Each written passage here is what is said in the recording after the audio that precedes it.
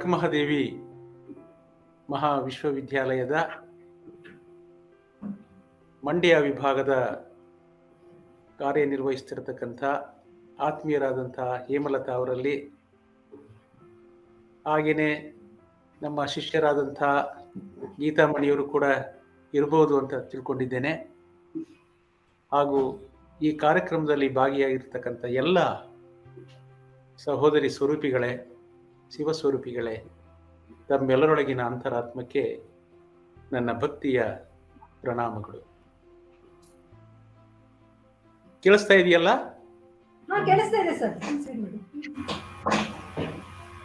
ಇವತ್ತು ಅಂಬೇಡ್ಕರ್ ಅವರ 65ನೇ ಪರಿನಿರ್ವಾಣದ ದಿನವನ್ನು ನಾವು ಆಚರಿಸ್ತಾ ಇದ್ದೇವೆ. ಶಿವಪ್ಪ ಅವರು ತಮ್ಮ ಮುದ್ದುರಾಮನ ಕೃತಿಯಲ್ಲಿ ಒಂದು ಮೌಲಿಕ ಮಾತನ್ನ ಹೇಳ್ತಾರೆ. ಯಾರ ನೆನೆದರೆ ಮನಸ್ಸು ಹಿಮಗಿರಿಯ ಜಲದಂತೆ ತಿಳಿಯಾಗಿ ಹಗುರಾಗಿ ಶಾಂತವಾಗುವುದು, ತಲೆಬಾಗು ಆ ಹಿರಿಯ ಚೇತನದಿ ಭವ್ಯತೆಯ ಮೇರುಗುಣ ಮುದ್ದುರಾಮ ಅಂತ. ಯಾರನ್ನು ನಾನು ಸ್ಮರಿಸ್ಕೊಂಡ್ರೆ ನನ್ನ ಮನಸ್ಸು ಸ್ಕೊಳ್ಳುವಂಥ ಕಾರ್ಯಕ್ರಮವನ್ನು ಇವತ್ತು ಮಾಡ್ತಾ ಇದ್ದೇವೆ. ಆತ್ಮೀಯರೇ, ಈ ನೆಲದಲ್ಲಿ ನಾವು ಹುಟ್ಟಿದ್ದೇವೆ. ಈ ನೆಲದ ಫಲವನ್ನ ನಾವು ತಿಂದು ಬದುಕಿದ್ದೇವೆ. ಈ ನೆಲದ ಜಲವನ್ನ ಕುಡಿದು ಜೀವಿಸಿದ್ದೇವೆ. ನಮ್ಮ ಬದುಕಿಗೆ ಬೆಳಗು ನೀಡುವಂತಹ ಸಂಸ್ಕೃತಿಯನ್ನ, ಪರಂಪರೆಯನ್ನ, ಸಿದ್ಧಾಂತವನ್ನ, ಕಾನೂನುಗಳನ್ನ ನಾವು ಕಟ್ಕೊಂಡಿದ್ದೇವೆ. ಇವೆಲ್ಲವೂ ಕೂಡ ಜೀವದಾಯಕ ಪ್ರಾಣಕೋಶಗಳು ನಾವು ಪರಿಭಾವಿಸಬೇಕಿದ್ದೇವೆ. ಮನುಷ್ಯ ಜನ್ಮ ದೀರ್ಘಕಾಲ ಬದುಕುವುದರಲ್ಲಿ ಸಾರ್ಥಕ ಆಗಲ್ಲ. ಹಾಗಾಗಿ ದೀರ್ಘಕಾಲ ಬದುಕುವುದು ಮನುಷ್ಯನ ಸಾರ್ಥಕತೆಯಲ್ಲ. ಯಾರಿಗಾಗಿ ನಾನು ಬದುಕಿದ್ದೇನೆ, ಯಾವ ಸೇವೆಯನ್ನ ಮಾಡಿದ್ದೇನೆ ಎನ್ನುವ ನಿದರ್ಶನದ ಮೇಲೆ ನಮ್ಮ ಬದುಕು ಸಾರ್ಥಕವಾಗ್ತದೆ. ಯಾಕಂದ್ರೆ ಈ ಸಂದರ್ಭದಲ್ಲಿ ನನಗೆ ನೆನಪಾಗುವುದು ಬಸವಣ್ಣನವರು. ಅವರು ಒಂದು ವಚನದಲ್ಲಿ ಹೇಳ್ತಾರೆ, ಲೇಸೆನಿಸಿಕೊಂಡು 5 ದಿನ ಬದುಕಿದಡೇನು, ಲೇಸೆನಿಸಿಕೊಂಡು 3 ದಿನ ಬದುಕಿದಡೇನು, ಲೇಸೆನಿಸಿಕೊಂಡು 4 ದಿನ ಬದುಕಿದಡೇನು. ಕೂಡಲ ಸಂಗನ ಶರಣರ ವಚನದಲ್ಲಿ ಲೇಸೆನಿಸಿಕೊಂಡು 1 ದಿನ ಬದುಕಿದಡೇನು. ಕೇವಲ 24 ಗಂಟೆಗಳ ಬದುಕಿದೆಯಲ್ಲ, ಆ ಕಾರುಣ್ಯದ ಬದುಕಿದೆಯಲ್ಲ, ಆ ಪ್ರಾಮಾಣಿಕತೆಯ ಬದುಕಿದೆಯಲ್ಲ, ಆ ಸರಳತೆಯ ಬದುಕಿದೆಯಲ್ಲ, ಆ ಬದುಕು ನಮ್ಮೊಳಗೆ ನಾವು ಅಂತರ್ಗತ ಮಾಡಿಕೊಂಡಾಗ ಮಾತ್ರ ಅವನು ಬದುಕಿದ ಅಂತ ಹೇಳ್ಬೋದು. ನಾವು ಬದುಕ್ತಾ ಇದ್ದೇವೆ, 2 ಮಾತಿಲ್ಲ. ಆದರೆ ನಮ್ಮ ಬದುಕು ಹೇಗಿದೆ? ನಾವು ಆಸೆಗಾಗಿ ಬದುಕ್ತಾ ಇದ್ದೇವೆ, ನಾವು ಜಾತಿಗಾಗಿ ಬದುಕ್ತಾ ಇದ್ದೇವೆ, ನಾವು ಪ್ರತಿಷ್ಠೆಗಾಗಿ ಬದುಕ್ತಾ ಇದ್ದೇವೆ. ಆದರೆ ಅಂಬೇಡ್ಕರ್ ಬದುಕು, ಸಂತರ ಬದುಕು, ಶರಣರ ಬದುಕು ಹೇಗಿತ್ತು ಅಂತಂದ್ರೆ, ಆಸೆಯನ್ನ ದಾಸರನ್ನಾಗಿ ಮಾಡ್ಕೊಂಡು ಬದುಕಿದ್ರು. 6 ಆಸೆಯನ್ನ ದಾಸರನ್ನಾಗಿಸ್ಕೊಳ್ತಾರೋ ಇಡೀ ಲೋಕ ಅವರಿಗೆ ದಾಸವಾಗ್ತದೆ. ಬಂದಿರುವುದು ಸತ್ಯ, ಹೋಗುವುದು ಕೂಡ ಸತ್ಯವೇ. ಬಂದು ಹೋಗುವ ನಡುವೆ ನಾವು ಮಾಡುವ ಕಾಯಕ ಇದೆಯಲ್ಲ, ನಾವು ಮಾಡುವ ಸೇವೆ ಇದೆಯಲ್ಲ, ಅದು ಮಾತ್ರ ಈ ಜಗತ್ತಿನಲ್ಲಿ ಉಳಿಯುವುದಕ್ಕೆ ಸಾಧ್ಯ ಅಂತ ನಾವು ನೋಡ್ಬೇಕಾಗಿದೆ.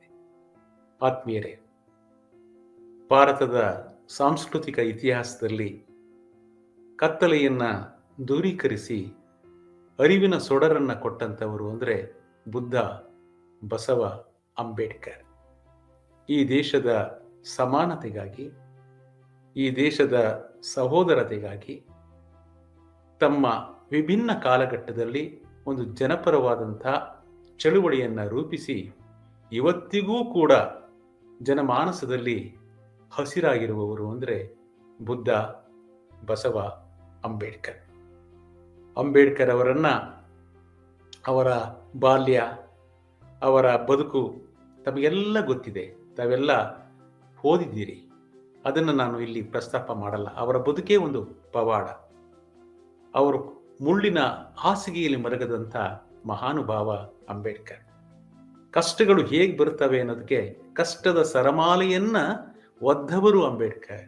ಪ್ರತಿ ಕ್ಷಣ, ಪ್ರತಿ ದಿನ, ಪ್ರತಿ ಗಂಟೆ ಅವಮಾನದ ನಡುವೆ, ಕಷ್ಟಗಳ ನಡುವೆ ಅರಳಿದಂಥ ಒಂದು ಸಾಮರ್ಥ್ಯದ ಕಮಲ ಅಂದರೆ ಡಾಕ್ಟರ್ ಬಾಬಾ ಸಾಹೇಬ್ ಅಂಬೇಡ್ಕರ್. ಕಷ್ಟಗಳು ಹೇಗೆ ಬರ್ತವೆ ಎನ್ನುವುದಕ್ಕೆ ಅಗ್ಗಳನೆಂಬ ಕವಿ ಚಂದ್ರಪ್ರಭ ಪುರಾಣದಲ್ಲಿ ಒಂದು ಮೌಲಿಕ ಮಾತನ್ನ ಹೇಳ್ತಾನೆ. ಕುತ್ತಂ ಬಿಟ್ಟೊಡೆ ಪಗೆವೆಂಬತ್ತುವನ್ ಅವನುಳಿಯೇ ಕೊಲ್ವುದಹಿಯದು ಮುಂತಪ್ಪಿತ್ತೆನ್ ಪೊಡೆವುದು ಬರಸಿಡಿಲ್ಲ ಅಂತ. ಎಂಥ ಅದ್ಭುತ ಮಾತು ಇದು. ಕುತ್ತಂ ಬಿಟ್ಟೊಡೆ ಪಗೆವೆಂಬತ್ತುವನ್, ನನಗೆ ರೋಗ ನನ್ನ ದೇಹದಿಂದ ವಾಸಿಯಾಯಿತು ಅಂದಾಗ ಶತ್ರುವಾದಂಥವನು ಖಡ್ಗದಿಂದ ತೀವ್ಯೋದಕ್ಕೆ ಬರ್ತಾನೆ, ಖಡ್ಗದಿಂದ ಚುಚ್ಚುವುದಕ್ಕೆ ಬರ್ತಾನೆ. ಅವನನ್ನು ತಪ್ಪಿಸಿಕೊಂಡು ನಾನು ಓಡ್ತಾ ಇದ್ದಾಗ ಹಾವು ಕಡಿಯೋದಕ್ಕೆ ಬರ್ತದೆ. ಆ ಹಾವನ್ನು ತಪ್ಪಿಸ್ಕೊಂಡು ಓಡುವಾಗ ನೆತ್ತಿಯ ಮೇಲೆ ಬರಸಿಡಿಲ್ ಬರ್ತದೆ. ಕುತ್ತಂ ಬಿಟ್ಟೊಡೆ ಬಗೆಬೆಂಬತ್ತು ಹನ್ ಅವನ್ ಹುಳಿಯೇ ಕೊಲ್ಲುವುದಹಿ ಎದು ಮುಂತಪ್ಪಿತ್ತೇನ್ ಪೊಡೆವುದು ಬರಸಿಡಿಲ್. ಅಂಬೇಡ್ಕರ್ ಅವರ ಬದುಕು ಕೂಡ ಈ ನೆಲೆಯಲ್ಲಿ ಇತ್ತು ಅನ್ನುವುದಕ್ಕೆ ನಾನು ಈ ಉದಾಹರಣೆಯನ್ನ ಕೊಟ್ಟೆ. ಅಂತ ಪ್ರತಿಕೂಲ ಪರಿಸ್ಥಿತಿಯಲ್ಲಿ, ಜಾತಿಯ ಅವಮಾನದಲ್ಲಿ ಅಂಬೇಡ್ಕರ್ ವಿದ್ಯೆಯನ್ನ ಪಡ್ಕೋತಾರೆ. ಅದಕ್ಕೆ ಕಾರಣವೂ ಇದೆ. ನೊಂದಂಥವರು ಬೆಂದಂಥವರಿಗೆ ವಿದ್ಯೆಯ ಅವಕಾಶ ಇಲ್ಲದ ಸ್ಥಿತಿ ಈ ಜಗತ್ತಿನಲ್ಲಿ ಇತ್ತು.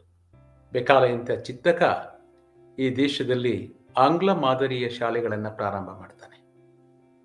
ಕಲಿಯುವವ ಭಾರತೀಯನಾದರೂ ಕೂಡ ಆತನ ವೇಷ ಭೂಷಣ ನೈತಿಕ ಭೌತಿಕ ಮಟ್ಟದಲ್ಲಿ ಆಂಗ್ಲೀಯವಾಗಿರಬೇಕೆನ್ನುವುದು ಆತನ ಅಪೇಕ್ಷೆಯಾಗಿತ್ತು. ಮೆಕಾಲೆ ಇಂಗ್ಲಿಷರು ವಿದ್ಯೆಯನ್ನ, ಈ ಶಿಕ್ಷಣವನ್ನ ಸಾರ್ವತ್ರೀಕರಣ ಮಾಡಿಬಿಡ್ತಾರೆ. ಅಂತಹ ಅವಕಾಶವನ್ನ ಕೇವಲ ಬೆರಳೆಣಿಕೆಯಷ್ಟೇ ದಲಿತರು, ನೊಂದವರು ಅದನ್ನ ಬಳಸ್ಕೋತಾರೆ. ಅದರಲ್ಲಿ ಡಾಕ್ಟರ್ ಬಾಬಾ ಸಾಹೇಬ್ ಅಂಬೇಡ್ಕರ್ ಕೂಡ ಒಬ್ಬರು. ಭಾರತದ ಆರ್ಥಿಕ, ಸಾಮಾಜಿಕ, ಶೈಕ್ಷಣಿಕ, ಧಾರ್ಮಿಕ ಕ್ಷಿತಿಜದಲ್ಲಿ ಅಂಬೇಡ್ಕರ್ ಅಚ್ಚಳಿಯದ ಧ್ರುವ ತಾರೆ. ಭಾರತ ಸ್ವತಂತ್ರವಾದರಷ್ಟೇ ಸಾಲದು, ಭರತಖಂಡದಲ್ಲಿ ಜನಿಸಿದ ಪ್ರತಿಯೊಬ್ಬರೂ ಕೂಡ, ಅದು ಜಾತಿ ಮತ ಪಂಥ ಎಲ್ಲವನ್ನ ಒಳಗೊಂಡು ಪ್ರತಿಯೊಬ್ಬರೂ ಕೂಡ ಶೈಕ್ಷಣಿಕ, ಆರ್ಥಿಕ, ರಾಜಕೀಯ ಕ್ಷಿತಿಜದಲ್ಲಿ ಸಮಾನ ಹಕ್ಕುಳ್ಳವರಾಗಬೇಕೆಂಬ ದೃಢ ಸಂಕಲ್ಪದಿಂದ ಸರ್ವಕಾಲಿಕ ಸಂವಿಧಾನವನ್ನ ಈ ಜಗತ್ತಿಗೆ ಕೊಟ್ಟಂತ ಮಹಾನುಭಾವ ಅಂದ್ರೆ ಡಾಕ್ಟರ್ ಬಾಬಾ ಸಾಹೇಬ್ ಅಂಬೇಡ್ಕರ್ ಅವರು. ಮಾನವನ ದುಃಖವನ್ನ ಆಳವಾಗಿ ಚಿಂತಿಸಿ, ಇಲ್ಲಿ ಅರ್ಥ ಮಾಡ್ಕೋಬೇಕು, ಕೇವಲ ದಲಿತರ ದುಃಖ ಅಲ್ಲ, ಇದು ಮಾನವರ ದುಃಖ. ಮಾನವರ ದುಃಖವನ್ನ ಆಳವಾಗಿ ಚಿಂತಿಸಿ, ಸಾತ್ವಿಕವಾಗಿ ಅನ್ವೇಷಿಸಿ, ತಾತ್ವಿಕವಾಗಿ ಪರಿಶೀಲಿಸಿ, ಅದರ ಪರಿಹಾರದ ಕಾರ್ಯ ಪ್ರಣಾಳಿಕೆಯನ್ನ ಕಂಡುಕೊಂಡಂತಹ ಚೇತನರು ಅಂದ್ರೆ ಡಾಕ್ಟರ್ ಬಾಬಾ ಸಾಹೇಬ್ ಅಂಬೇಡ್ಕರ್. ಅಂಬೇಡ್ಕರ್ ಅವರ ನಾವೆಲ್ಲರೂ ಮಹಾನ್ ಮೇಧಾವಿ, ಮಹಾನ್ ಚಿಂತಕ ಅಂತ ನಾವು ಹೇಳ್ಬೇಕಾದ್ದಿಲ್ಲ. ನಿಕೋಲಸ್ ಬೇವರ್ಲಿ ಎನ್ನುವಂತಹ ಪಾಶ್ಚಿಮಾತ್ಯ ಚಿಂತಕ ಅಂಬೇಡ್ಕರ್ ಅವರನ್ನ ಕುರಿತು ದ ವರ್ಡಿಕ್ಟ್ ಆನ್ ಇಂಡಿಯಾ, ಭಾರತದ ಹೈತೀರ್ಪು ಅನ್ನುವಂತಹ ಕೃತಿಯಲ್ಲಿ ಮೌಲಿಕ ಮಾತನ್ನ ಹೇಳ್ತಾನೆ ನಿಕೋಲಸ್. ಏನ್ ಹೇಳ್ತಾನಪ್ಪ ಅಂತಂದ್ರೆ, ಇಡೀ ಪ್ರಪಂಚದಲ್ಲಿ, ಇಡೀ ಜಗತ್ತಿನಲ್ಲಿ ನೀವು 5 ಜನ ಘನ ವಿದ್ವಾಂಸರನ್ನ ಗುರುತಿಸುವುದಾದರೆ ಅದರಲ್ಲಿ ಅಂಬೇಡ್ಕರ್ ಒಬ್ಬರಿರ್ತಾರೆ. ಎಂತಹ ಮೌಲ್ಯ! ಆತ ಮುಂದುವರೆದು ಹೇಳ್ತಾನೆ, ಜಗತ್ತಿನ ಯಾವುದೇ ಪ್ರತಿಷ್ಠಿತ ವಿಶ್ವವಿದ್ಯಾಲಯದ ಪ್ರಾಧ್ಯಾಪಕರಾಗುವ ಅರ್ಹತೆ ಇದ್ರೆ ಅದು ಅಂಬೇಡ್ಕರ್ ಅವರಲ್ಲಿ. ಭಾರತೀಯರಾದಂತಹ ನಾವುಗಳು ಅಂಬೇಡ್ಕರ್ ಅವರನ್ನ ಇನ್ನೂ ಕೂಡ ಪೂರ್ಣ ಮಟ್ಟದಲ್ಲಿ ಅರಿಯದೆ ಹೋಗಿರುವುದು ಈ ದೇಶದ ಒಂದು ದುರಂತ. ಅಂಬೇಡ್ಕರ್ ಅವರ ಚಿಂತನೆಗಳಲ್ಲಿ ಸಂತ ಕಬೀರರ ಒಂದು ತಾತ್ವಿಕ ಚಿಂತನೆ, ಬುದ್ಧನ ನಿರ್ವಿಕಾರ ತತ್ವ, ವೈಜ್ಞಾನಿಕ ದರ್ಶನಗಳನ್ನ ಅವರ ಕೃತಿಗಳಲ್ಲಿ ನಾವು ಕಾಣ್ಲಿಕ್ಕೆ ಸಾಧ್ಯ ಇದೆ. ಅಂತ ಅಂಬೇಡ್ಕರ್ ಇವತ್ತು ನಾವು ಸ್ಮರಿಸ್ಕೊಳ್ತಾ ಇದ್ದೇವೆ. ಸ್ಮರಣೆ ಹಿರಿಯ ಮೌಲ್ಯ ಅಂತ ನಾನು ಆಗ್ಲೇ ಹೇಳಿದೆ. ಅಂಬೇಡ್ಕರ್ ದಲಿತರನ್ನ ಕುರಿತು ಚಿಂತನೆಯನ್ನು ಮಾಡಿದ್ದಾರೆಯೇ, ಅಥವಾ ದಲಿತರನ್ನ ಕೇಂದ್ರವಾಗಿಟ್ಕೊಂಡು ಈ ದೇಶದ ಸಮಗ್ರ ಚಿಂತನೆಯನ್ನ ಮಾಡಿದ್ದಾರೆ ಎನ್ನುವಂಥದ್ದು ನಮ್ಮ ಮುಂದಿರ್ತಕ್ಕಂಥ ಪ್ರಶ್ನೆ. ದೇಶ ಅಂದ್ರೆ ಏನು? ತೆಲುಗಿನಲ್ಲಿ ಒಬ್ಬ ಕವಿ ಹೇಳ್ತಾನೆ, ದೇಶ ಮಂಟೆ ಮಟ್ಟಿ ಕಾದೊಯ್ ಜನ. ದೇಶ ಅಂತಂದ್ರೆ ಮಣ್ಣಲ್ಲ, ನೆಲ ಅಲ್ಲ. ದೇಶ ಅಂತಂದ್ರೆ ಮನುಷ್ಯರು. ಮನುಷ್ಯರು. ಭಾರತ ಬಹಳ ದೊಡ್ಡ ದೇಶ. ಇಲ್ಲಿ ವಿವಿಧ ಸಂಸ್ಕೃತಿಯ, ವಿವಿಧ ಪರಂಪರೆಯ ಜನ ಸಾವಿರಾರು ವರ್ಷಗಳಿಂದ ಈ ದೇಶದ ಆಶ್ರಯವನ್ನ ಪಡೆದು ತಾವು ಕೂಡ ಬದುಕಿದ್ದಾರೆ. ಈ ದೇಶದ ಸಂಸ್ಕೃತಿಯನ್ನ ಕಟ್ಕೊಟ್ಟಿದ್ದಾರೆ. ಆದರೆ ದೇಶ ಅಂತ ವಿಚಾರ ಮಾಡುವಾಗ ಇಲ್ಲಿ ವಾಸಿಸುವ ಪ್ರತಿಯೊಬ್ಬರೂ ಕೂಡ ಮಾನದಿಂದ ಬದುಕುವಂತ ವ್ಯವಸ್ಥೆ ಇಲ್ಲಿ ನಿರ್ಮಾಣ ಆಗಬೇಕಾಗಿತ್ತು. ಆದರೆ ಇಲ್ಲಿ ನೊಂದಂಥವರಿಗೆ, ತಳ ಸಮುದಾಯದ ಜನರನ್ನ ಪ್ರಾಣಿಗಳಿಗಿಂತನೂ ಕೂಡ ಕಟ್ಟೆ ಕಡೆಯಾಗಿ ಬಿಂಬಿಸ್ಕೊಂಡು ಬರ್ತಾ ಇರುವಂಥದ್ದನ್ನ ನೋಡಿದ ಅಂಬೇಡ್ಕರ್ ದಲಿತರನ್ನ ಕೇಂದ್ರವಾಗಿಟ್ಕೊಂಡು ಈ ಇತಿಹಾಸವನ್ನ, ದೇಶದ ಸರ್ವೋದಯವಾದ ಸಂವಿಧಾನವನ್ನ ಈ ಜಗತ್ತಿಗೆ ಕೊಟ್ಟಂಥದ್ದು ಬಹುಶಃ ಅದ್ಭುತ ಅಂತ ನಾನು ಭಾವಿಸ್ಕೊಳ್ತೇನೆ. ಅಂಬೇಡ್ಕರ್ ಒಂದು ನೊಂದವರಿಗೆ, ಬೆಂದವರಿಗೆ ಏನ್ ಹೇಳ್ತಾರೆ ಅಂದ್ರೆ, ನೀವು ಈ ನನ್ನ ದೌರ್ಬಲ್ಯಕ್ಕೆ, ಈ ಒಂದು ಸ್ಥಿತಿಗೆ ನಾವು ನಮ್ಮ ಹಿಂದಿನ ಜನ್ಮ ಕಾರಣ ಅಲ್ಲ. ಅಂಬೇಡ್ಕರ್ ಏನ್ ಹೇಳ್ತಾರೆ ಅಂದ್ರೆ, ನಿಮ್ಮ ಈ ಸ್ಥಿತಿಗೆ ಶಿಕ್ಷಣ ಇಲ್ಲದೆ ಇರುವುದೇ ಕೊರತೆ ಕಾರಣ ಅಂತ ಹೇಳ್ತಾರೆ. ಶಿಕ್ಷಣ ಯಾವಾಗ ಇರೋದಿಲ್ವೋ ಬುದ್ಧಿ ನಾಶ ಆಗ್ತದೆ. ಯಾವಾಗ ಬುದ್ಧಿ ಇರೋದಿಲ್ವೋ ಕ್ರಿಯಾಶೀಲತೆ ನಾಶ ಆಗ್ತದೆ. ಯಾವಾಗ ಕ್ರಿಯಾಶೀಲತೆ ಇರೋದಿಲ್ವೋ ಅವನು ಮೌಢ್ಯಕ್ಕೆ ದಾಸನಾಗ್ತಾನೆ. ಈ ಎಲ್ಲ ಅವನತಿಗಳ ಮೂಲ ಶಿಕ್ಷಣ ಇಲ್ಲದೆ ಇರುವುದು ಎನ್ನುವಂತ ಮಡಗಂಡಂತ ಅಂಬೇಡ್ಕರ್ ಜನತಾ ಶಿಕ್ಷಣ ಸಂಸ್ಥೆಗಳನ್ನ ಪ್ರಾರಂಭ ಮಾಡ್ತಾರೆ. ಶಿಕ್ಷಣ ಬಹಳಷ್ಟು ಮುಖ್ಯ, ಅರಿವು ಬಹಳಷ್ಟು ಮುಖ್ಯ.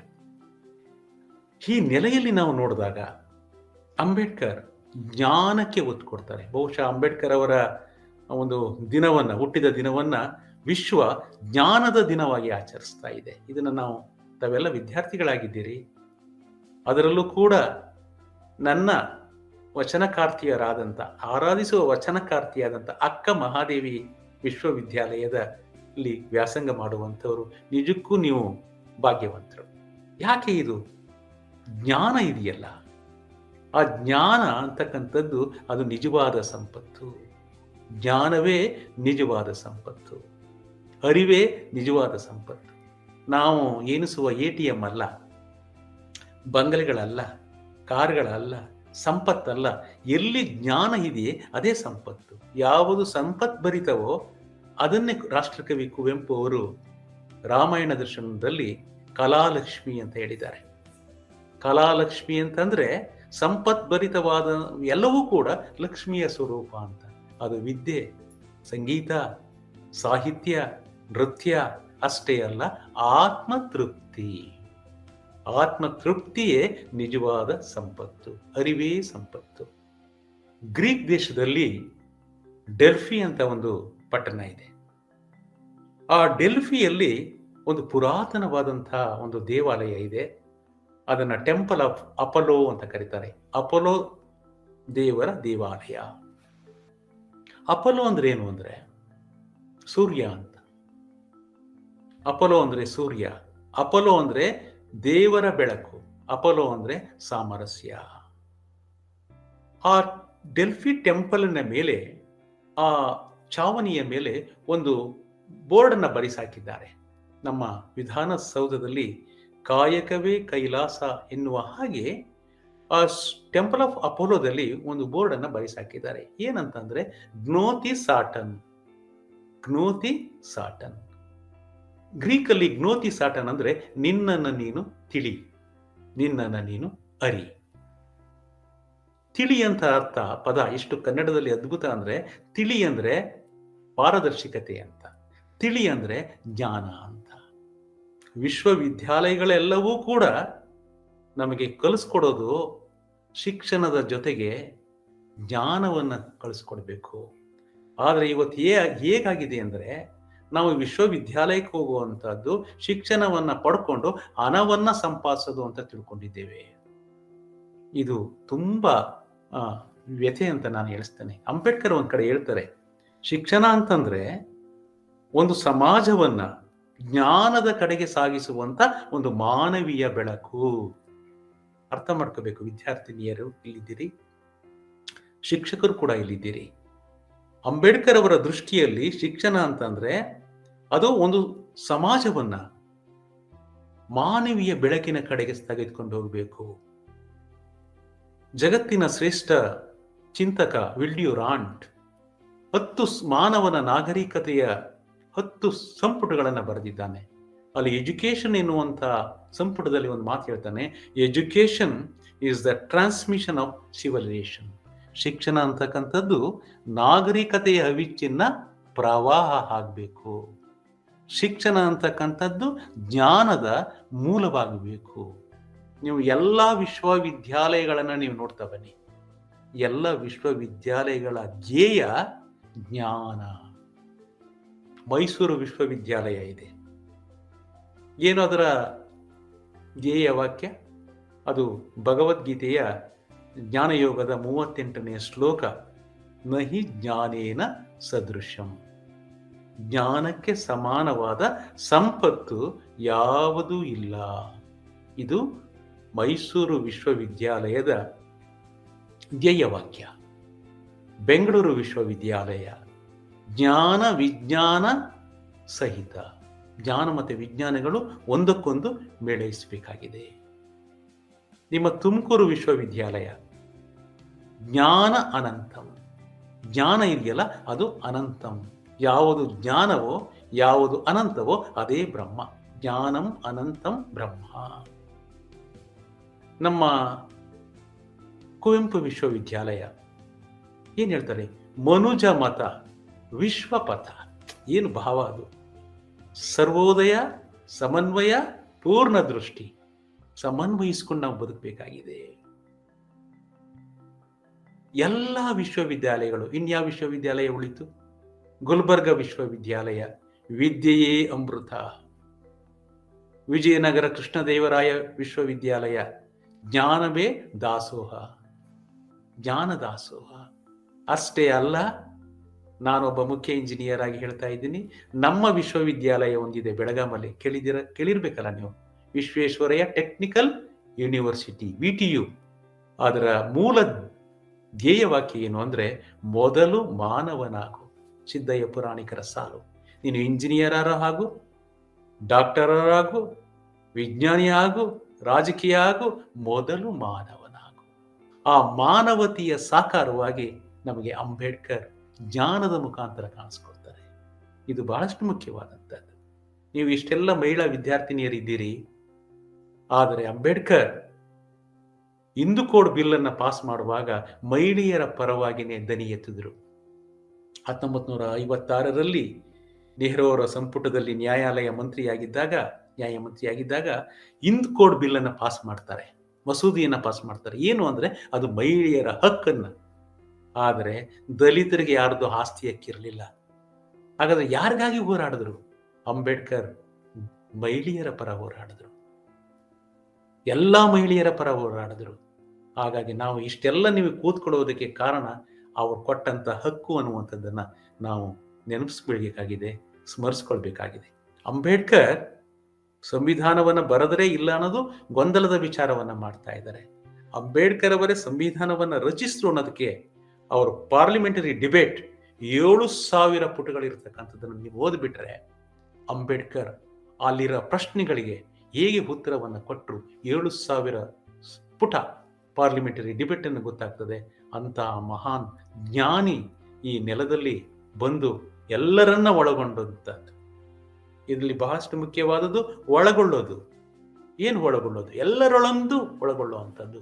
ಈ ಸಂದರ್ಭದಲ್ಲಿ ನಮ್ಮ ಆತ್ಮೀಯ ಮಿತ್ರರಾದಂಥ ಜರಗ್ನಳ್ಳಿ ಶಿವಶಂಕರ್ ಅವರ ಕವಿತೆ ನನಗೆ ನೆನಪಾಗ್ತದೆ.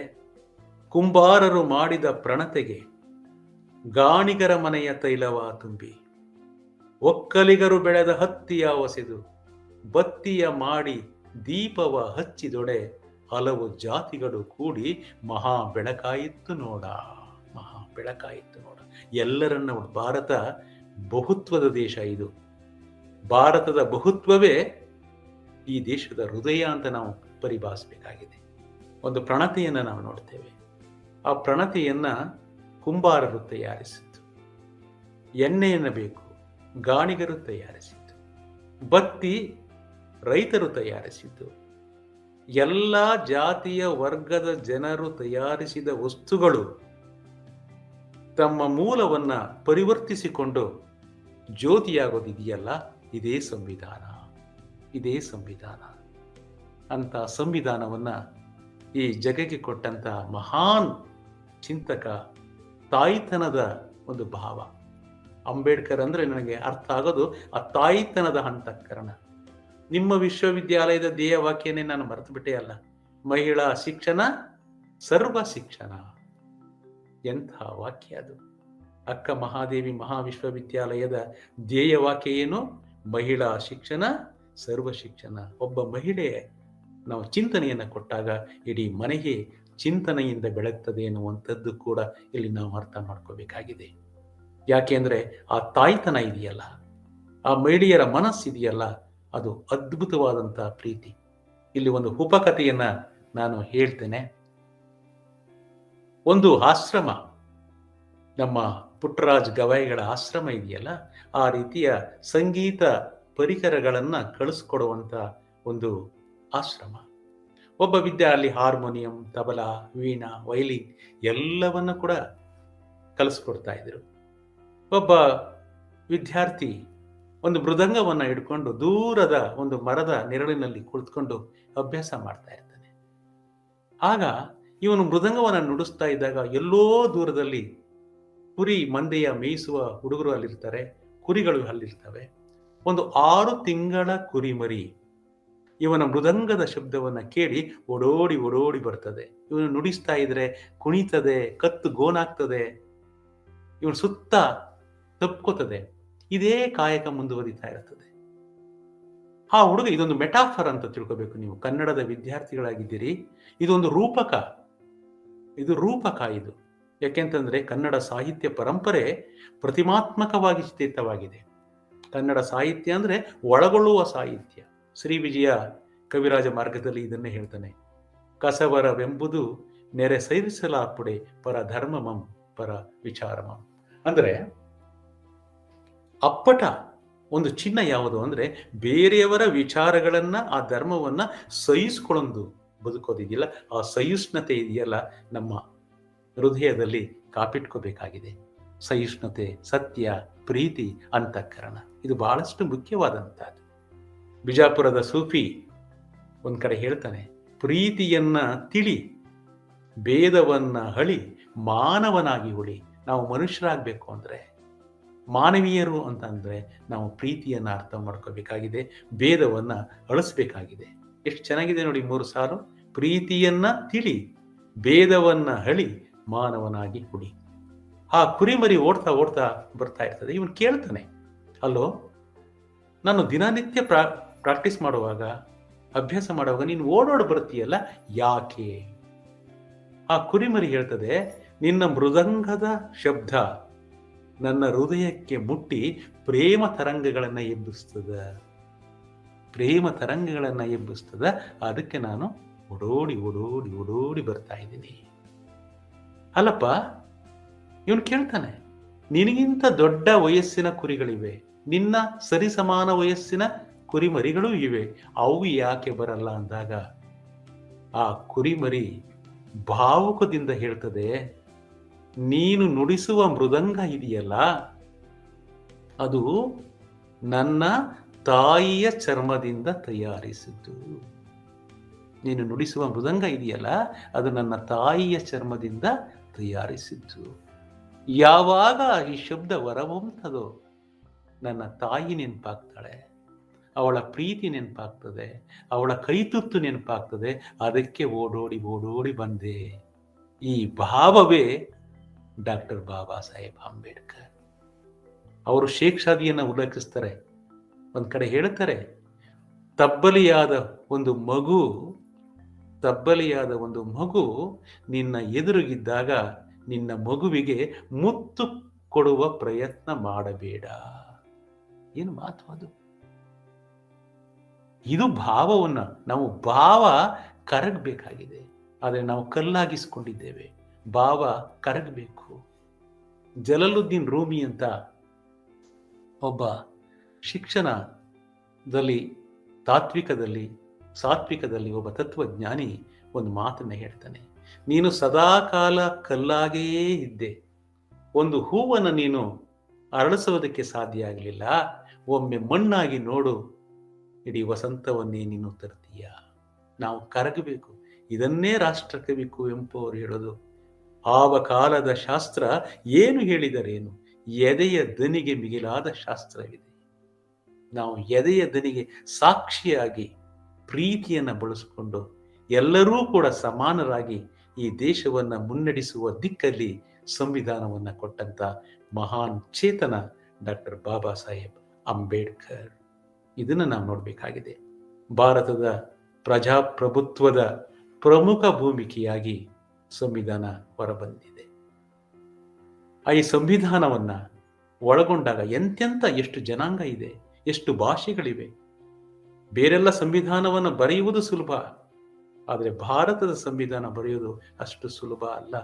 ವಿವಿಧ ಸಂಸ್ಕೃತಿಯ ಜನ, ವಿವಿಧ ಪಂಥದ ಜನ, ವಿವಿಧ ಮತದ ಜನ ಎಲ್ಲರಿಗೂ ಅನ್ವಯವಾಗುವಂತ ಒಂದು ಸಂವಿಧಾನವನ್ನ ಬರೆದು ಭಾರತವನ್ನ ಬೆಳಗಿಸುವ ದಿಕ್ಕಿಗೆ ಅಂಬೇಡ್ಕರ್ ಕಾರಣರಾದರು. ಅದಕ್ಕಾಗಿ ಈ ಸ್ಮರಣೆ. ಸಂವಿಧಾನ ಬರೆಯುವಂಥ ಸಂದರ್ಭದಲ್ಲೂ ಕೂಡ ಆ ತುಂಬಿದ ಸಭೆಯಲ್ಲಿ 350ಕ್ಕೂ ಹೆಚ್ಚು ಅನೇಕ ತಜ್ಞರು, ಅನೇಕ ಮೇಧಾವಿಗಳು ಒಂದು ದೊಡ್ಡ ಸಭಾಂಗಣದಲ್ಲಿ ಆಸೀನರಾಗಿರ್ತಾರೆ. ಆ ಸಂದರ್ಭದಲ್ಲಿ ಬಾಬು ರಾಜೇಂದ್ರ ಪ್ರಸಾದ್ ಅವರು ಒಂದು ಮೌಲಿಕ ಮಾತನ್ನ ಹೇಳ್ತಾರೆ. ನಾನು ಅದನ್ನ ಭಾಷಣ ಅಂತ ಹೇಳಲ್ಲ, ಶಾಸನ ಅಂತ ಹೇಳ್ತೇನೆ. ಅವರೊಂದ್ ಕಡೆ ಹೇಳ್ತಾರೆ, I have never seen in this great hall a man who is capable of shouldering the greatest responsibility of framing the constitution to the future of India, who is none other than Dr. Baba Saheb Ambedkar. That our personality in the history of social justice, he was a seer with a rare vision and man of action and social dynamic. ಭಾರತದ ಅತ್ಯಾಂತಿಕ ಸ್ಥಿತಿಯಲ್ಲಿ ಒಂದು ಸಾಮಾಜಿಕ ನ್ಯಾಯಕ್ಕೆ ಒತ್ತು ಕೊಡುವಂತಹ ವ್ಯಕ್ತಿ ಯಾರು ಇದ್ರೆ ಅದು ಅಂಬೇಡ್ಕರ್.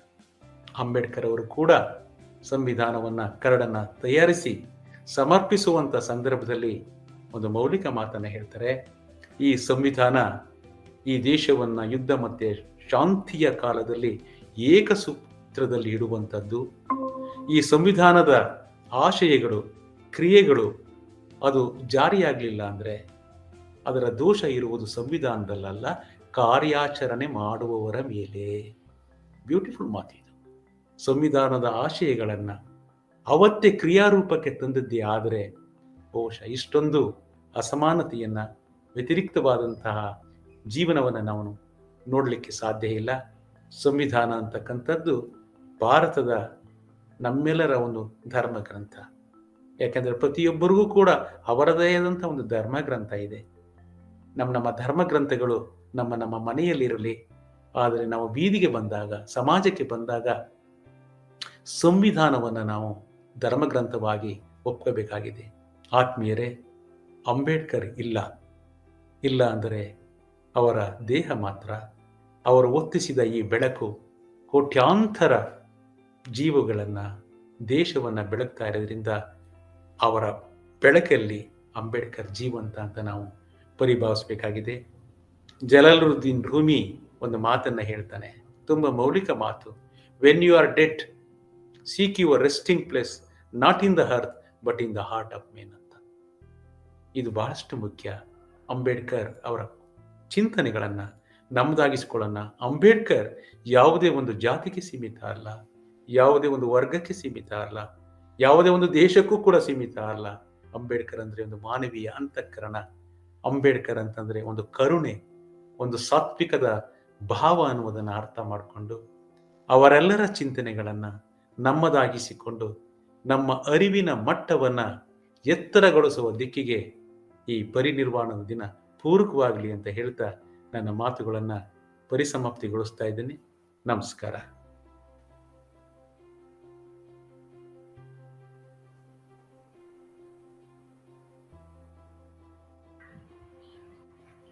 ನಮಸ್ತೆ ಗುರುಜಿ. ನಮಸ್ತೆ. ನಮಸ್ತೆ ಅಪ್ಪ, ಚೆನ್ನಾಗಿದೀಯಪ್ಪ? ಚೆನ್ನಾಗಿದ್ದೀನಿ. ಇವತ್ತು ಅಂಬೇಡ್ಕರ್ ಅವರ ಪರಿನಿರ್ವಾಣ ದಿನ. ಈ ದಿನದಂದು ನೀವು ಆನ್ಲೈನ್ ಮುಖಾಂತರ ನಮ್ಮ ವಿದ್ಯಾರ್ಥಿಗಳಿಗೆ ಅಂದಿನ ಅಂಬೇಡ್ಕರ್ ಸಮಕಾಲೀನತೆಗೆ ಹೇಗೆ ಅಸ್ಮಿತತೆ ಆಗ್ತಾರೆ ಅನ್ನೋದನ್ನ ಬಹಳ ಸ್ಪಷ್ಟವಾಗಿ ಎಲ್ಲ ವ್ಯಾಖ್ಯಾನದ ಮುಖಾಂತರ ನಮ್ಮಲ್ಲಿ ನೀವು ವಿಚಾರವನ್ನ ಮಂಡಿಸಿದ್ರಿ. ಖಂಡಿತವಾಗ್ಲು ಅವ ಯಾವ ಸಂಗೀತಗಾರ ಮೃದಂಗಕ್ಕ ಕುರಿಗಳು ಪ್ರೇಮಾತ್ಮ ತರಂಗದ ಮೃದಂಗಕ್ಕೆ ಆಲಿಸಿ ಆಕರ್ಷಿತರಾದರು, ಹಾಗೆ ನಿಮ್ಮ ಪದಗಳು ಮತ್ತು ನಿಮ್ಮ ಆಲೋಚನೆ ತತ್ವಗಳು ನಮ್ಮೊಳಗಿನ ಪ್ರೇಮ ಚಿಂತನೆಗಳನ್ನ ಮತ್ತಷ್ಟು ಎಬ್ಬಿಸ್ತು ಅಂತ ನಾನು ಈ ಮೂಲಕ ಹೇಳ್ತೀನಿ ಗುರುಜಿ. ಈ ವಿಶ್ವವಿದ್ಯಾಲಯಕ್ಕೆ ಬಂದು ಇಷ್ಟೊತ್ತು ನೀವು ನಮ್ಮೊಡನೆ ಇದ್ದು ನಿಮ್ಮ ಚಿಂತನೆಗಳನ್ನ ಹಂಚ್ಕೊಂಡಿದ್ದೀರಿ. ನಿಜಕ್ಕೂ ಈ ವಿಶ್ವವಿದ್ಯಾಲಯದ ಪರವಾಗಿ ನಾವು ಹೃತ್ಪೂರ್ವಕವಾದ ಧನ್ಯವಾದನ ಹೇಳ್ತೀನಿ. ಜೊತೆಗೆ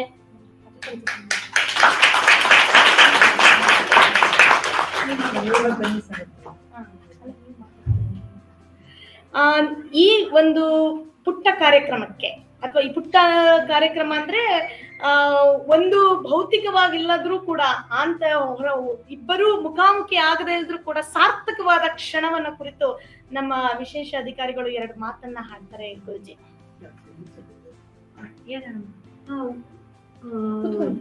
ಮಹಿಳಾ ವಿಶ್ವವಿದ್ಯಾಲಯದ ಪರವಾಗಿ ತುಂಬಾ ಧನ್ಯವಾದಗಳು ಸರ್. ತುಂಬಾ ಮೌಲ್ಯಯುತವಾದ ಮಾತುಗಳನ್ನ ಹೇಳಿದಿರಿ.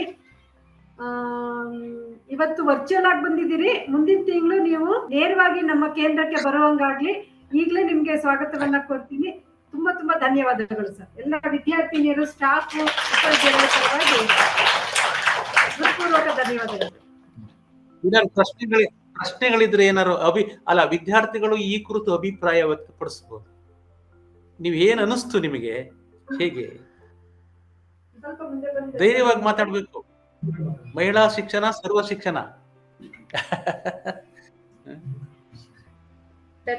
ಹೆಸರು, ನಿಮ್ಮ ಹೆಸರು, ಊರು? ನನ್ನ ಹೆಸರು Lavanya GK, Mandya town. Lavanya GK. Okay, Lavanya. ಊರು ಮಂಡ್ಯ. ಒಳ್ಳೇದಪ್ಪ. ತುಂಬಾ ಚೆನ್ನಾಗಿ ಮಾತಾಡಿದ್ರಿ. ನಮ್ಗೆ ಮತ್ತೆ ನೀವು ಕೊಟ್ಟಿದ್ದು ಇನ್ಸ್ಪಿರೇಷನ್ ವರ್ಡ್ಸ್ಗಳು ತುಂಬಾ ಚೆನ್ನಾಗಿತ್ತು. ಚಿಂತನೆಗಳ ಬಗ್ಗೆ ಹೇಳಿದ್ದು, ಮತ್ತೆ ಕುರಿನ ಉದಾಹರಣೆ ಕೊಟ್ಟು ತುಂಬಾ ಚೆನ್ನಾಗಿ ಚಿಂತನೆಯನ್ನ ಹೇಳಿದ್ರಿ. ಮತ್ತೆ ಅಂಬೇಡ್ಕರ್ ಬಗ್ಗೆನೂ ತುಂಬಾ ಚೆನ್ನಾಗಿ ಹೇಳಿದ್ರಿ. Thank you. ಧನ್ಯವಾದ.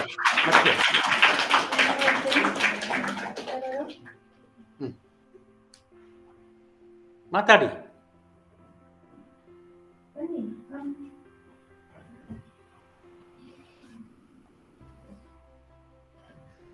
ನಮಸ್ತೆ ಸರ್. ನನ್ನ ಹೆಸರು ಸುಮತಿ, ಮಂಡ್ಯದಿಂದ ಬರೋದು. ನಾವೇನೇ ಮಾಡಿದ್ರು ಇಲ್ಲಿ ಉಳ್ಕೊಳ್ಳೋದು ಒಂದೇ, ಅದು ನಾವು ಮಾಡಿರೋ ಸಾಧನೆ ಅಂತ ಹೇಳಿದ್ರಿ. ಅದ್ ನಂಗೆ ತುಂಬಾ ಇಷ್ಟ ಆಯ್ತು ಸರ್. ಹಾಗೆ ಅಂಬೇಡ್ಕರ್ ಅವರು ಎಲ್ಲಾ ಅಸ್ಪೃಶ್ಯರು ಹಾಗೂ ಮೇಲ್ವರ್ಗದವ್ರ ನಡುವೆ ಇದ್ದಂತಹ ಎಲ್ಲ ಒಡಂಬಡಿಕೆಗಳನ್ನ ಹೇಳಿದ್ರಿ. ಸಂವಿಧಾನದಲ್ಲಿ 21 ಮತ್ತು 22ನೇ ವಿಧಿಯಲ್ಲಿ ಹೇಗಿದೆ ಅದೇ ರೀತಿ ನೀವು ನಮ್ಗೆ ಮನೆಯಲ್ಲಿ ಮಾತ್ರ ನಾವು ನಮ್ಮ ವೈಯಕ್ತಿಕ ಧರ್ಮ ಮಾತ್ರ ಪಾಲನೆ ಮಾಡ್ಬೇಕು, ಅದೇ ರೋಡಿಗೆ ಬಂದಾಗ ನಾವು ಎಲ್ಲರ ಜೊತೆ ಬೆರಿಬೇಕು ಅಂತ ಹೇಳ್ಕೊಟ್ರಿ. ಅದು ತುಂಬಾ ಇಷ್ಟ ಆಯ್ತು ಸರ್. Thank you.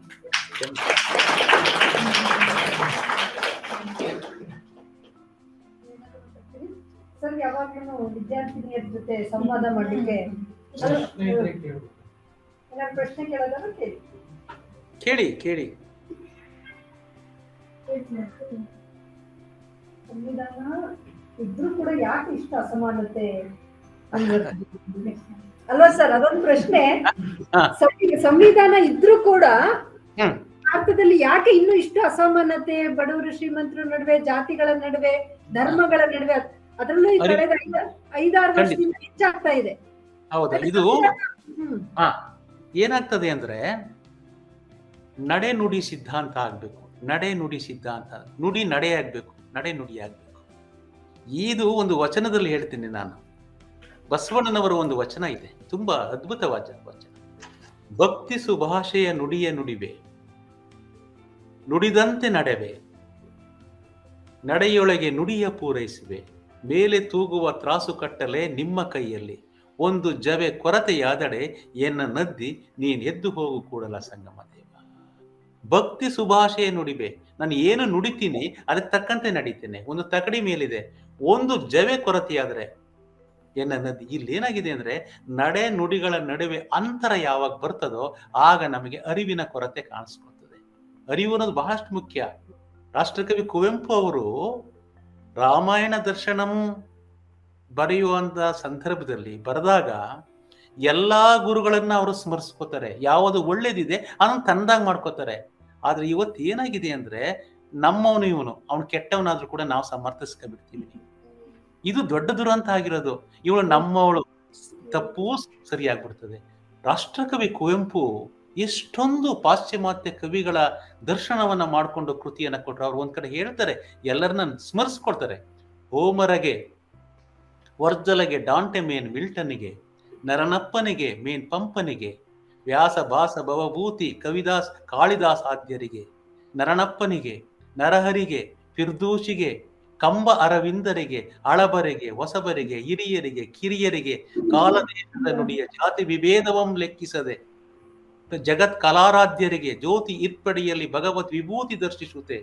ಮುಡಿವಾಗಿ ಮಗಿಡಿದು ಕೈ ಮುಗಿವೆಯಂ ನಾನು, ಲೋಕ ಗುರು ಕೃಪೆ ಇರಲಿ, ಲೋಕ ಕವಿ ಕೃಪೆ ತರಲಿ, ಮಣಿದಿರಲಿ ಮುಡಿ, ಮುಗಿದಿರಲಿ ಕೈ, ಮುಡಿಪಾಗಿರಲು ಬಾಳ್, ಜಯಿಸುಗೆ ರಸ ತಪಸ್ಸು, ದೊರಕೊಳಗೆ ಚಿರಶಾಂತಿ, ಸಿರಿಗನ್ನಡಂ ಗೆಲ್ಗೆ, ಸಿರಿಗನ್ನಡಂ ಗೆಲ್ಗೆ. ಯಾವುದು ಒಳ್ಳೆಯದು ಅದಷ್ಟೇ. ಜೇನು ಎಲ್ಲಾ ಹೂಗಳಲ್ಲಿ ಮಧುವನ್ನ ತಗೊಂಡ್ ಬರ್ತದೆ, ದೊಡ್ಡ ಮಧುವಾಗ್ಬಿಡ್ತದೆ. ನಾವು ಆಯ್ಕೊಂಡು ಯಾಕೆ ಹಿಂಗಾಗಿದೆ ಅಂದ್ರೆ ಅರಿವಿನ ಕೊರತೆ. ಎಲ್ಲ ಅಹಂಕಾರದಲ್ಲೇ ಕೂತ್ಬಿಟ್ಟಿದೀವಿ ನಾವು. ನನಗಿಂತ ಏನ್ ಹೆಚ್ಚು, ನನಗಿಂತ ಏನ್ ಹೆಚ್ಚು. ಅದಕ್ಕೆ ಪಂಪ ಹೇಳ್ತಾನೆ, ಅಹಂಕಾರ ಅಲಂಕಾರವಲ್ಲ, ನಿರಂಕಾರ ಅಲಂಕಾರ. ಹೌದಲ್ಲ, ಅಹಂಕಾರ ಅಲಂಕಾರ. ಆದ್ರೆ ಸರ್, ನೀವು ಇಂಜಿನಿಯರ್ ಆಗಿ ಕನ್ನಡದ್ದು, ಹಳೆ ಕನ್ನಡದ್ದು ಇದನ್ನೆಲ್ಲ ಎಷ್ಟು ಚೆನ್ನಾಗಿ ಹೇಳ್ತೀರಲ್ಲ, ಅದು ಹೇಗೆ ಸರ್? ಮೋಸ್ಟ್ಲಿ ಕನ್ನಡ ಸ್ಟೂಡೆಂಟ್ಸ್ಗೂ ಅದು ಹೇಳಲಿಕ್ಕಾಗಲ್ಲ. ನಿಮ್ಗೆ ಹೆಂಗ್ ಸಾಧ್ಯ ಆಗುತ್ತೆ ಸರ್? ಸಾಧ್ಯ ಆಗೋದು ಇಷ್ಟೇ, ಯಾವುದು ಬದುಕು ಅದನ್ನ ನಾನು ಫೌಂಡೇಶನ್ ಮಾಡ್ಕೋಬೇಕು. ಅವನು ಇಂಜಿನಿಯರ್ ಆಗಿರ್ಲಿ, ಡಾಕ್ಟರ್ ಆಗಿರ್ಲಿ, ಸೈಂಟಿಸ್ಟ್ ಆಗಿರ್ಲಿ, ಅವನು ತನ್ನ ಬದುಕನ್ನ ಸಾಹಿತ್ಯಗೊಳಿಸ್ಕೋಬೇಕು. ಸಾಹಿತ್ಯ ಅನ್ನೋದು ಏನು ಅಂದ್ರೆ ಸರ್ವರಿಗೂ ಹಿತವನ್ನ ಕೊಡೋದೇ ಸಾಹಿತ್ಯ. ನಾವೇನ್ ತಿಳ್ಕೊಬಿಡ್ತೀವಿ ಓದುವಾಗ, ಸೈನ್ಸು ಅವ್ರನ್ನ ಮಾತಾಡ್ಸಕ್ಕೆ ಆಗಲ್ಲ. ನೋಡಿ ಬೇಕಾದ್ರೆ ನೀವು BSc MSc ನಾನು ವಿಜ್ಞಾನಿ, ಇವ್ರು ಆರ್ಟ್ಸು ಅಂತ ಇರ್ತಾರೆ. ನಿಜವಾಗ್ಲಿ ಫೌಂಡೇಶನ್ ಗಟ್ಟಿ ಆಗ್ಬೇಕು ಅಂದ್ರೆ ಸಾಹಿತ್ಯವೇ. ಅದಕ್ಕೆ ಚನ್ನಬಸವಣ್ಣನವರು ಅಂತ ಆಗಿರ್ಬೋದು, ಅವಿರಳ ಜ್ಞಾನಿ ಅವರು ಒಂದು ವಚನದಲ್ಲಿ ಹೇಳ್ತಾರೆ, ಯಜ್ಞನವ ನಿಕ್ಕಿ ನೆಲಗಟ್ಟೆ ಕಟ್ಟಿದಂತಾಯಿತು ಎನ್ನ ಕಾಯಗುಣ. ಯಜ್ಞವನ್ನ ಫೌಂಡೇಶನ್ ಸೇರಿಸಿ ಸುಂದರ ಗೋಪುರ ಕಟ್ಕೊಂಡ್ರೆ ಏನಾಗುತ್ತೆ? ಕೊರದು ಬಿದ್ದೋಗುತ್ತೆ. ನಮ್ದು ಇದೇ ಸ್ಥಿತಿ ಆಗಿರೋದು. ನಾನು ಇಂಜಿನಿಯರ್ ಆದ್ರೆ ಏನಂತೆ, ಸಾಹಿತ್ಯ ನನ್ನ ಜೀವ, ಬದುಕು ನನ್ನ ಜೀವ, ಒಳಗೊಳ್ಳೋದು ನನ್ನ ಜೀವ ಅಲ್ವಾ? ಯಾವುದಕ್ಕೆ ಮಹತ್ವ ಕೊಡಬೇಕು ಅಂತ ವಿವೇಕ ನನಗಿರಬೇಕಾಗಿದೆ.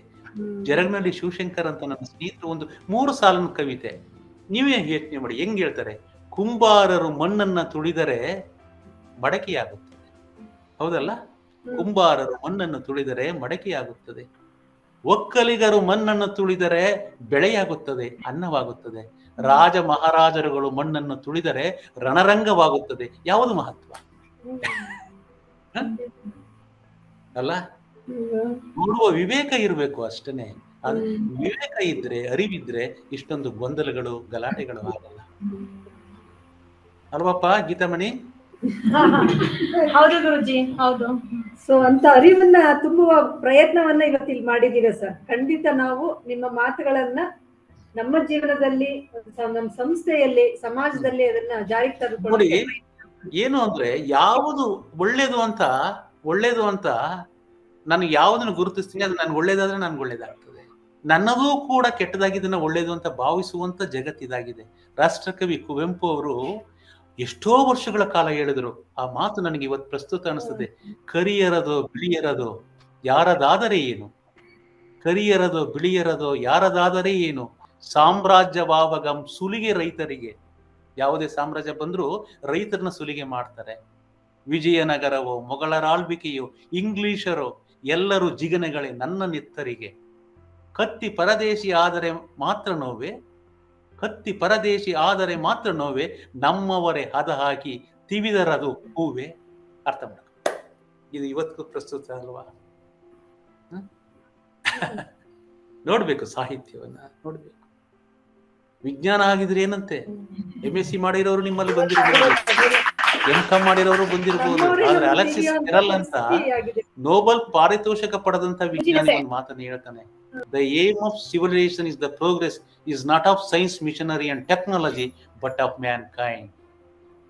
ನಾಗರಿಕತೆಯ ಪ್ರಗತಿ ಅಂದ್ರೆ ವಿಜ್ಞಾನದಿಂದನೂ ಅಲ್ಲ, ತಂತ್ರಜ್ಞಾನದಿಂದನೂ ಅಲ್ಲ, ಮಾನವೀಯತೆಯಿಂದ ಯಾರು ಪ್ರಗತಿ ಆಗ್ತಾನೋ ಅದೇ ನಿಜದ ಪ್ರಗತಿ. ಮತ್ತೆ ಯಾರು ಕೇಳಿ, ಪ್ರಶ್ನೆ ಕೇಳಿ. ನಾನ್ ಕೇಳ್ಬೇಕು ಅನ್ಕೊಂಡಿದ್ದೀನಿ. ಅಧಿಕಾರ, ಪ್ರೀತಿ, ಪ್ರತಿಭಟನೆ ಇವುಗಳ ನಡುವೆ ಇವು ಒಂದೇ ಬಿಂದುನಲ್ಲಿ ಸೇರುತ್ತಾ ಅಥವಾ ಇವುಗಳ ನಡುವೆ ಸೂಕ್ಷ್ಮವಾದ ವ್ಯತ್ಯಾಸಗಳಿದೆಯಾ ಗುರುಜಿ? ಪ್ರೀತಿಯನ್ನ ಒಳಗೊಂಡ ಬದುಕಿದೆಯಲ್ಲ, ಅದೇ ಎಲ್ಲವನ್ನ ಒಳಗೊಳಕ್ ಸಾಧ್ಯ ಆಗುತ್ತೆ. ಪ್ರೀತಿ ಬಿಟ್ಟು ಜಗತ್ತಲ್ಲಿ ಯಾವುದು ಕೂಡ ಇಲ್ಲ. ಉಳ್ಕೊಳ್ಳೋದು ಕೂಡ ಪ್ರೀತಿಯೇನೆ, ಸತ್ಯ ಮತ್ತೆ ಪ್ರೀತಿನೇ ಉಳ್ಕೊಳ್ಳಕ್ ಸಾಧ್ಯ ಆಗುತ್ತೆ. ಅಧಿಕಾರ ಕಳೆದೋಗುತ್ತೆ. ಯಾವ ಅಧಿಕಾರಕ್ಕೆ ಪಾವಿತ್ರತೆ ಇರೋದಿಲ್ವೋ, ಯಾವ ಶಿಕ್ಷಣಕ್ಕೆ ಪವಿತ್ರತೆ ಇರೋದಿಲ್ವೋ, ಅವು ಮನುಷ್ಯರನ್ನ ರಾಕ್ಷಸರನ್ನಾಗಿ ಸೃಷ್ಟಿ ಮಾಡ್ತವೆ. ಹೌದಲ್ವಾ?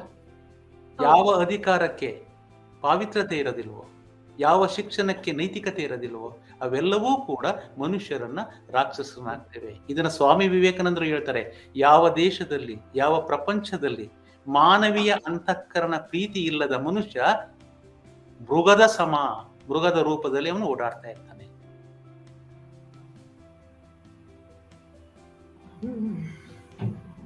ಧನ್ಯವಾದಗಳು ಸರ್, ತುಂಬಾ ಚೆನ್ನಾಗಿತ್ತು ನಿಮ್ಮ ಸಮಯವನ್ನು ನಮಗೋಸ್ಕರ ಕೊಟ್ಟಿದ್ದಕ್ಕೆ. ಛೇ ಛೇ ಛೇ ಛೇ, ಅಲ್ಲಿ ನಾನು ಸಮಯ ಕೊಟ್ಟಿರೋದು ಎರಡು ಕಾರಣ. ಒಂದು, ನೀವೆಲ್ಲ ಅಲ್ಲಿ ಬರೋರೆಲ್ಲರ ಮಹಿಳಾ ವಿದ್ಯಾರ್ಥಿನಿಯರೇ, ಇದು ನಿಮ್ಮ ಧ್ಯೇಯ ವಾಕ್ಯವೂ ಕೂಡ, ಮಹಿಳಾ ಶಿಕ್ಷಣ ಸರ್ವ ಶಿಕ್ಷಣ. ಈ ಧ್ಯೇಯ ವಾಕ್ಯವನ್ನ ನೀವು ಗಮನಿಸಿ. ಆಮೇಲೆ ವಚನಗಾರ್ತಿ ಅಕ್ಕ ಮಹಾದೇವಿ, ಅಕ್ಕ ಮಹಾದೇವಿ ಒಂದು ವಚನದಲ್ಲಿ ಏನ್ ಹೇಳ್ತಾರೆ, ಕಣ್ಗಳಿಗೆ ಶೃಂಗಾರ ಗುರು ಹಿರಿಯರ ನೋಡುವುದು, ಕಿವಿಗಳಿಗೆ ಶೃಂಗಾರ ಸುಗೀತಗಳ ಆಲಿಪುದು ಅಂತ ಹೇಳ್ತಾರೆ. ಕಣ್ಗಳು ಯಾಕಿರೋದು ಅಂತಂದ್ರೆ ಒಳ್ಳೆಯವ್ರನ್ನ ನೋಡಕ್ಕೋಸ್ಕರ, ಕಿವಿ ಯಾಕೆ ಅಂದ್ರೆ ಒಂದು ತತ್ವವನ್ನು ಇಷ್ಟು ವಿವೇಕ ಇದ್ರೆ ಸಾಕು. ವಿವೇಕ ಬಹಳಷ್ಟು ಮುಖ್ಯ. ವಿವೇಕ ಇದ್ರೆ ಆನಂದ ತಾನಾಗೆ ಇರ್ತದೆ, ಅದಕ್ಕೆ ವಿವೇಕಾನಂದ ಅಂತ ಹೇಳೋದು. ಅದೇ ವಿವೇಕದ ಕೊರತೆ ನಮ್ಮಲ್ಲಿ ಹೆಚ್ಚಾಗ್ತಾ ಇದೆ. ಹೌದು ಹೌದು ಹೌದು. ಥ್ಯಾಂಕ್ ಯು ಮತ್ತೆ ಕೇಳೋರು ಕೇಳಬಹುದು, ಇನ್ನೇನು ಇಲ್ಲ, ಆರಾಮಾಗಿ ಕೇಳಬಹುದು.